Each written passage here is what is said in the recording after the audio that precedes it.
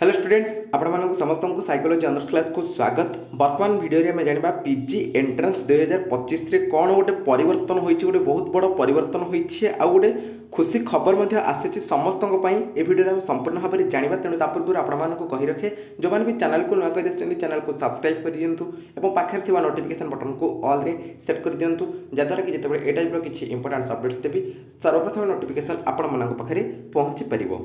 तो पीजी पाई आसंता 10 तारिख रु नाम लेखा आवेदन हो आगामी शिक्षा वर्ष 2025-26 निमंते आमर जो पीजी पाठ्यक्रम नाम लेखा प्रक्रिया को शीघ्र आरंभ करने राज्य सरकार तरफ गोटे बहुत बड़ निष्पत्ति ग्रहण करा मार्च 10 तारिख ठारू CAF जो कॉमन एप्लिकेशन फॉर्म रही भरण करके दिज्व। ठीक अच्छे एवं एटा मध्य निष्पत्ति नहीं कौन ना जुलाई 10 तारिख सुधा प्रत्येक यूनिवर्सिटी एवं कॉलेज मानक पीजी पाठ्यक्रम जो रही आरंभ करने लक्ष्य रखा द्वारा कौन सठिक भाव में आमर जो स्नातकोत्तर पाठ्यक्रमटा सेटा शेष हो आउ सठिक भाव में सरीब एवं सठिक समय फलाफल घोषणा करा जहाँफल ओडिशार समस्त छात्र छात्री माने उपकृत हो पारिबे। ठीक अच्छे तो ये जो सीपीटी एग्जाम हेबो कॉमन पीजी एंट्रेंस टेस्ट से आउ आपण मानकर क्यारियर मार्क को ऐड करा जिवो नाही। आगरु जेमती आपण मानकर क्यारियर मार्क को ऐड करा जाउतला एबे आउ से क्यारियर मार्क को ऐड करा जिवो नाही। प्रवेशिका परीक्षार मार्क ही हेबो आपण मानकर कोन चयनर मानदंड। एथर क्यारियर मार्क को आउ विचार को निया जिवो नाही।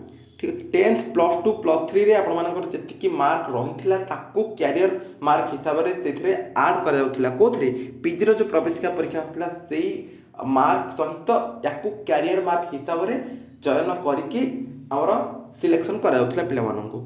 ठीक अच्छे तो सेटा आउ आपण मानकर करा जिवो नाही। ग्रेजुएशन रे जति मार्क रहुना कहीं माने ताकू गुरुत्व दिया जिवो नाही। ठीक अच्छे पीजी पाई जो प्रवेशिका परीक्षा करा सीपीटी केवल ताकू आधार करके रैंक अनुजाई विभिन्न विश्वविद्यालय एवं कॉलेज मानक आपने एडमिशन करेंगे। सेंट्रल यूनिवर्सिटी गुड़िक जमी हो। ठीक अच्छे सेंट्रल यूनिवर्सिटी से ढांचा बर्तमान पीजी एडमिशन 2025 ओडिशा मध्य सेटा लागू हो सारी। उच्च शिक्षा विभाग पक्षर ये विज्ञप्ति प्रकाश पाई।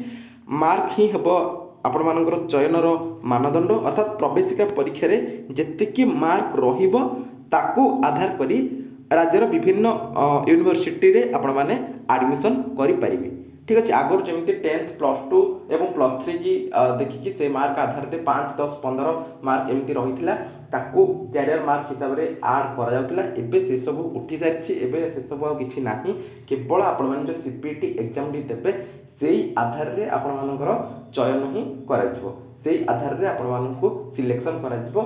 जहार भी अधिक मार्क रहिबो से रैंक अनुसार से यूनिवर्सिटी बा ऑटोनोमस कॉलेज से विभिन्न प्रकार माने यूनिवर्सिटी गुड़िक रही आपने जो यूनिवर्सिटी रे पढ़ाई पाई चाहिए से यूनिवर्सिटी रे रैंक अनुसार आपने एडमिशन करेंगे। तो ये थिला आपण मानक गोटे बहुत बड़ खुशी खबर, कारण आगु क्यारियर मार्क को ऐड करा क्यारियर मार्क रे किछि जन को सीट मिल जाउथा तो किछि जन बाद पड़ जाउथिले एडमिशन रु।